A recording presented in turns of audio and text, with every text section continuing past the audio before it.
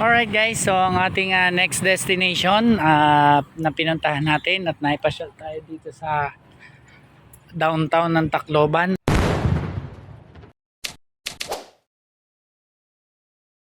Kung natatandaan nyo po 10 years ago, nung tumama po yung Yolanda, meron pong sumadsad na barko sa tabihan. At yun po yung pupuntahan namin ngayon at naririto na po siya guys. So yan po. So ginawa na lamang siyang parang pinaka museo. Siguro pag-alaala. Yan po yun. Yan siya. So guys, yan po yun. Yun yung sumadsad na barko. Ayun po si Tita Risa. Nauna na doon.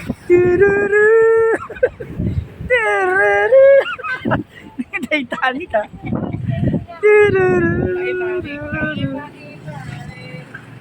So yan po guys, yan po MB Eva Jocelyn po siya. MB Eva Jocelyn, Roble Shipping Lines to. Roble dati. So yan po siya guys. So kung natatandaan nyo po, yun yung nagkaroon ng pagsadsad niya. Talagang yung mga laman nitong barko pinagkaguluhan na saan talagang nakakaawa talaga ang nangyari sa mga Barko nito. Okay. Doon siya naka-angkor, naka-angkla. Pag lumakas yung alon, So, doon pala siya naka-angkla dati. Dito na siya. Parang malapit po sa isang isla na yun. Oo, yan po. sa may gitna. Andun siya. Nasa gitna ho siya. So guys, ito po. So guys, ito po yung Only one of pinaka-history. the 8 marine vessels pushed inland here in Barangay Anibong by giant 6-meter high storm surge caused by Super Typhoon Yolanda International named Haiyan. Deadliest typhoon ever recorded in Philippine modern history and the strongest to make landfall in the Philippine soil. 2 years to the eve of Typhoon Yolanda. Ayan po yun guys. Si Aini Pearl. We will make it, Rose! Jack!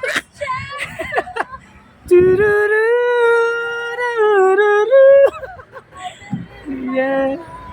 So yan na po guys. Nandito po kami sa sa Titanic. Yan!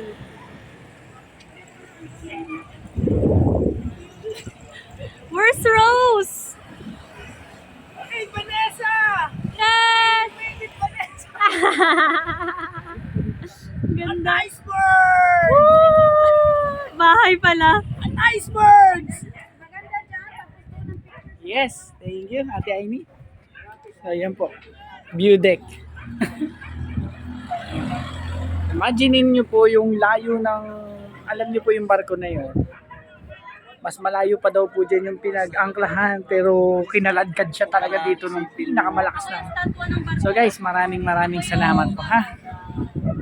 So once again, si Ate Aini Pearl, si Pastor Nido, and MyX TV, Sir Dennis, and syempre ang ating si Kuya Kaivin. The breakthrough. Yes. BT Ship ang kanya pong channel. Yes, ayun po sa aming mga sige po. So guys, sa banda roon, makikita nyo at mapapansin nyo yung bagong building na yan. So mula daw po nung nasira ng bagyong Yolanda ang capital sa Tacloban, sa downtown, dito na po siya inilipat. Yan po siya. At nakabantay po si Lapu-Lapu dun sa harapan. At nagjo-joke nga po kami dito kanina kasi nakabantay po si si Lapu-Lapu dyan. At guys, mapapansin nyo naman dito sa may parting likuran ko, pasagod naman si Magellan.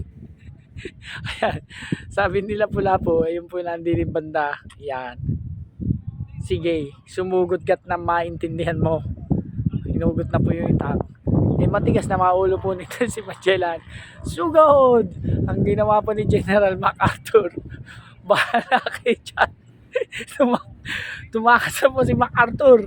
Ayan po, sabi niya, bahala kayo dalawa dyan, wala akong pakialam sa inyo. So joke lamang po yun mga guys at napakainit po talaga. So guys, ayan nga po pala. Yan. So at narito po rin sila Douglas MacArthur. Yung pong entrance nila. Yan. So, talaga lang pong mainit. Hindi makita. Yan. So tapos ito po yung tinatawag na first mass daw. Kauna-unahang misa. Yan. Yan po.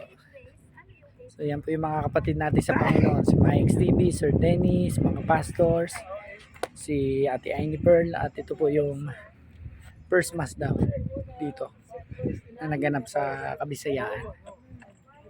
Yan. At kita nyo po ba yan? Imahe na yan.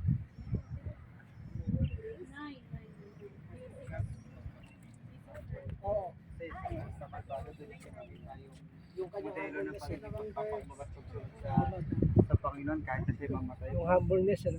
Kaya tama yung Complete obedience, ano? matindi. Matindi nga pala ito. Sira mo kay. Tapos na, ikaw na lang wala. Tara ko yan. Picture mo na lang. Kami dito, oh, picturean nyo. Paano nakatindig kami dito? Talagang complete obedience ang So guys, ayan po yung new capital na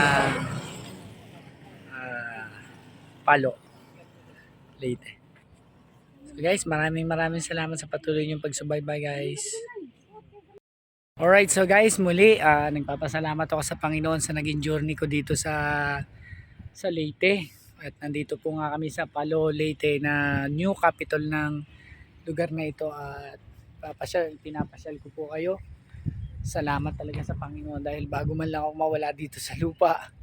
So, napasyalan ko ang lugar na ito nang dahil lamang po sa kanyang pagpapala. At ito nasa bandang likuran na ito ay si Douglas MacArthur. So, yan po siya. Guys. Yan. Ayan po guys. So, muli guys, maraming salamat po at nasa likod natin ng Capitol.